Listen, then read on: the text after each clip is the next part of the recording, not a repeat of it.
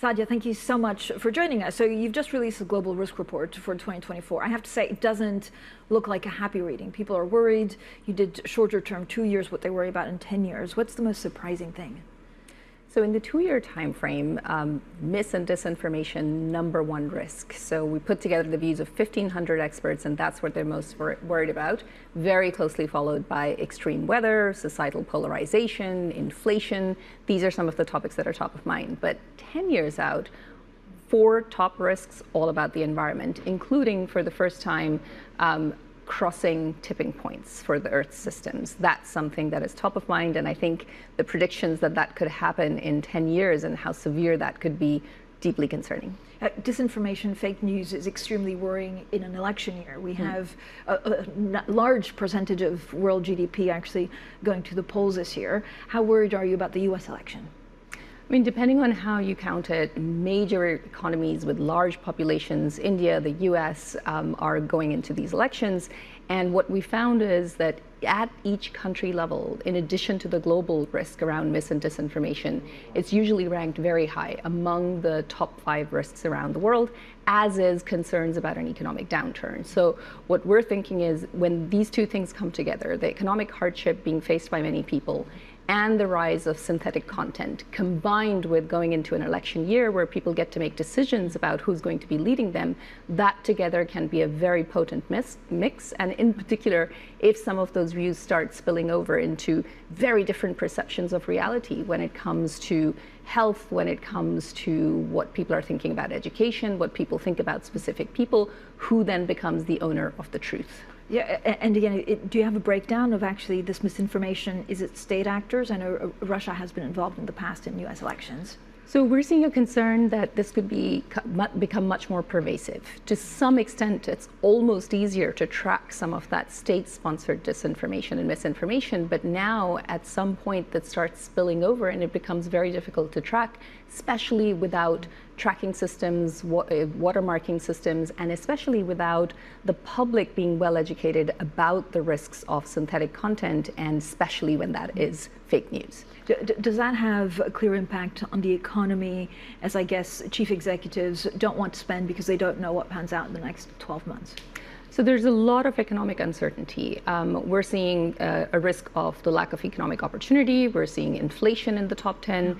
We're seeing a lot of concerns around what exactly happens. And that's because of 2 different situations. One is, of course, continues to be uncertainty as to what the policy outlook will be.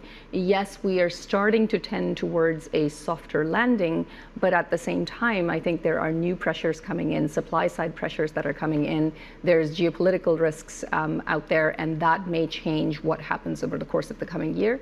And then there's a longer term economic risk, and that has a lot more to do with the divergence between developed and developing economies, and that also has a lot to do with the divergence between high-income people and low-income people across all countries. And that divergence, combined with the existing social polarization together, can then create additional economic uncertainty. This is a very gloomy outlook for 2024. Is it even more gloomy than what we had last year, where we thought that higher interest rates could actually crush economies and companies?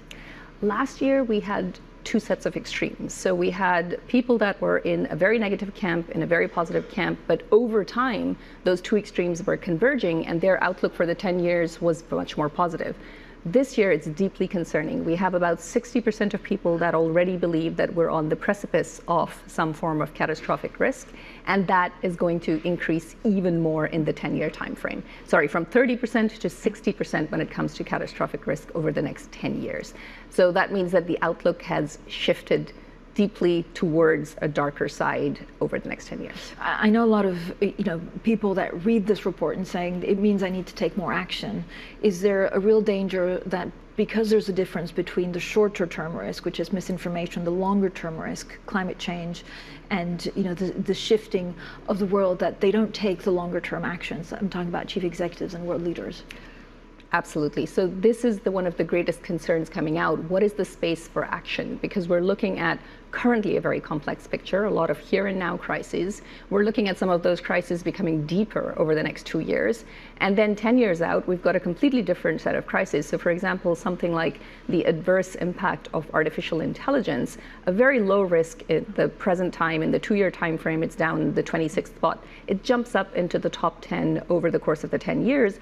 Are we prepared enough about things like climate, about the adverse impact of new technologies over the 10-year time frame? Are we taking those actions now? And I think that's something that the responders are very concerned about. And Saadia, how much is it also fear of the unknown? So you don't know the outcome of elections, you don't know exactly how much misinformation there is out there, and you certainly don't know what AI ends up being. Some of this is about that lack of certainty around what's coming up, but I think it's also about that overall structural shift that's taking place. So we know that Earth systems are changing because of climate change. We know that geopolitical structures are changing. We know that the underlying forces of the economy are starting to change and societies are starting to become more fragmented. And at the same time, we know that technology is moving forward at a pace that is completely unprecedented. And this year, that's the background we used, that everybody is now aware of some of these structural shifts that are taking place. And in the midst of that, to have additional shocks and to have decision-making structures which are maybe not quite ready to handle this level of change, that together is what's creating this outlook. Any optimism for 2024? So I think there's always the flip side of this, right? So can we convert some of the efforts that need to happen around addressing climate change? Can those become a new source of green growth that ends up lifting living standards? Can we convert some of these technologies, which yes, carry risk, but also carry massive opportunities for making education, health, and social services so much better than they have been in the past?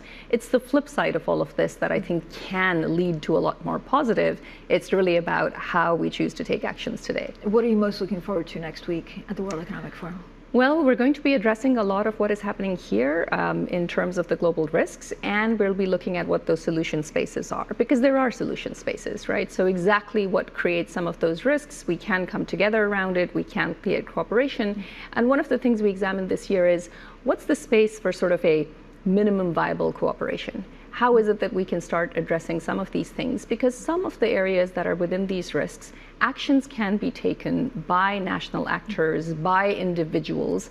It doesn't necessarily require waiting for a very large-scale cooperation to come together. And I think that does need to happen, because we need some breakthrough endeavors. We need some solutions to be built between coalitions of the willing. And that's what we'll be working towards in Davos. Saadia, thank you so much for your time today. Thank you.